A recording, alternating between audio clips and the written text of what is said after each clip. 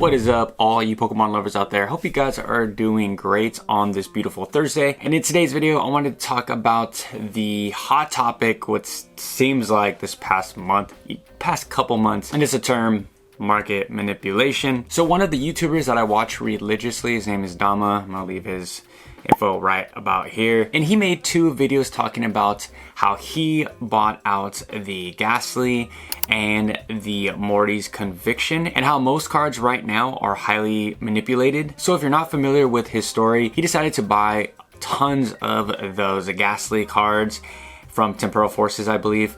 And then he just gave them out to his community. He wanted to find the perfect PSA 10 version of that Ghastly card. And the same goes for the Mortys. The Mortys were a little bit more expensive, but there was no actual manipulation on his part. He didn't buy them out and then relist them for people to buy them at a higher floor price, which I think in that situation, it's completely okay if that's what you're gonna do. But that whole story is kind of the reason why we're here today. If there's even a tiny spike in a chart on TCG Player, people will cry market manipulation, and I don't really believe that you guys know what that word even means. I think it's like a hot term right now in the Pokemon community. So when market manipulation actually happens, there's always reasonings or excuses of why these cards are pumping. Number one is the Gen 1 tax because of the Ghastly and the Gengar, which I guess you could make an argument that people love Gen 1 so much that those cards are automatically going to do better.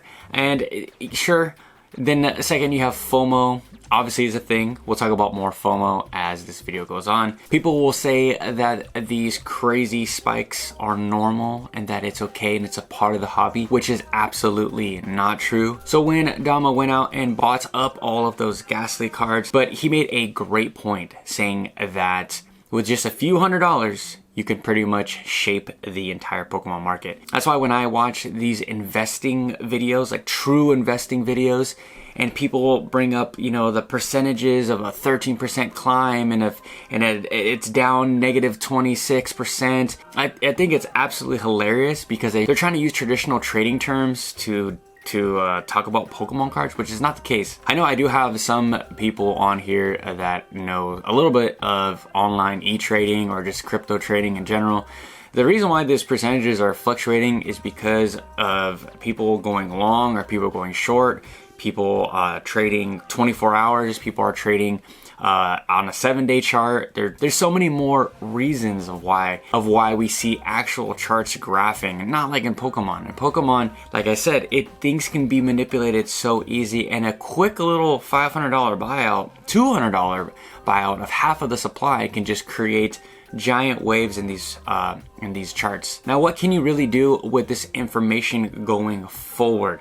The reason why I wanted to make this video as well is because I want you guys to see and realize what's actually real and what's fake, or what's a fake pump. I think that Paldea Evolved is very overvalued. I think that there might be some cards over there that are going to come crashing down, and when we see those hard pumps, you got to just stay clear of some of those cards. And in the past, very recent past, the Sword and Shield era, a lot of those alt arts are insanely overvalued. Some of those Trainer Gallery cards are absolutely ridiculous. And it doesn't take a genius to see some of these charts and see this, not so gradual growth in a short period of time. You guys gotta realize, and you guys gotta also watch people like me or other realistic price charting people or investing Pokemon investors. It should be a slow climb up. It shouldn't be no crazy, we're at $5, boom, up to 50. If you see stuff like that, you have to just know that it's time to stay away. And sometimes you're gonna miss the train, and that's okay. There's gonna be a cooler, shinier card coming up, next set or 10 sets from there. And you got to know when to just stay away until there is a correction. Most of the time when there's a big pump, there's a big correction. I mean, that's with anything. That's with stocks. That's with crypto. A lot of people, they'll buy in real low and hold for quite a bit of time, and then say some crazy news comes out, things pump, and then everyone just sells, it corrects, and then you hit a new floor, and then it goes on from there. Again, I know that FOMO exists, and I know some of you save for months to get some of these cool ultra cards, and then they pump, and then you're just like, well, it's pumped, and I guess I just have to buy it at this top price. Like I said, you guys got to know that sometimes you miss a train, you know, like the Moonbryon. I should have bought the Moonbryon at that $300 mark way back in the day. Now it's at over $1,000.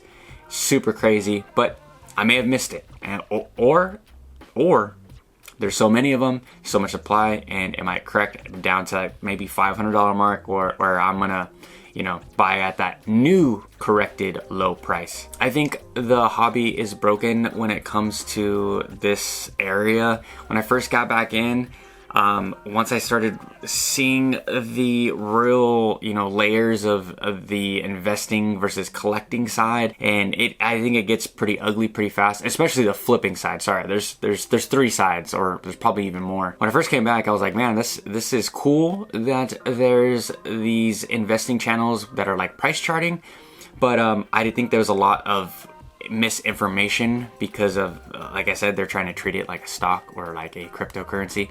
Just didn't make any sense to me.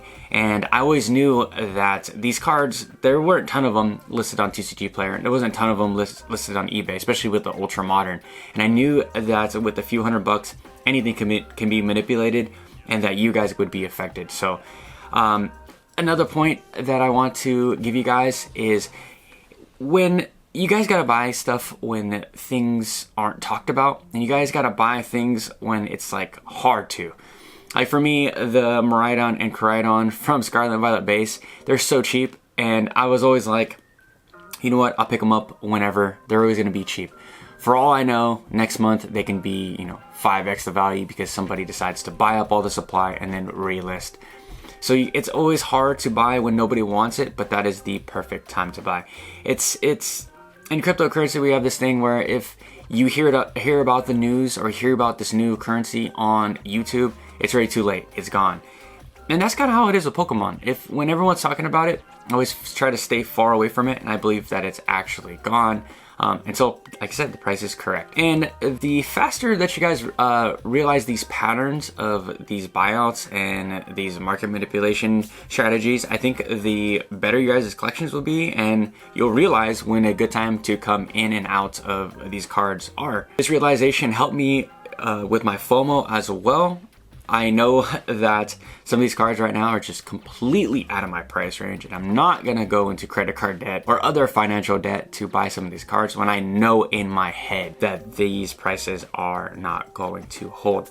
And then there's the 10% chance of they might hold, and I may never own this card, or sorry, it's gonna be a while until I own this card. There's so many of these cards circulating, especially with the ultra modern, like Sword and Shield alt arts. You guys gotta remember, there's so many copies of these cards, and they're just gonna keep on circulating because there's a lot of people now that keep these booster boxes sealed, and sealed products are just, they're everywhere. So that is great for you collectors. So don't FOMO, don't feel like you need to buy these cards right now. They're gone forever. Even though Pokemon is a deflationary asset for sure, I think with how much Pokemon is printing nowadays and all these reprints, we're gonna see Sword and Shield and Scarlet and Violet era for many years to come, and you'll have your time. So I just want to say shout out to Dama for making that video, those videos. And he did it all for statistical purposes, and he admits in the video, it's not like he's hiding anything. He wanted to do a cool little test, and I applaud him for it.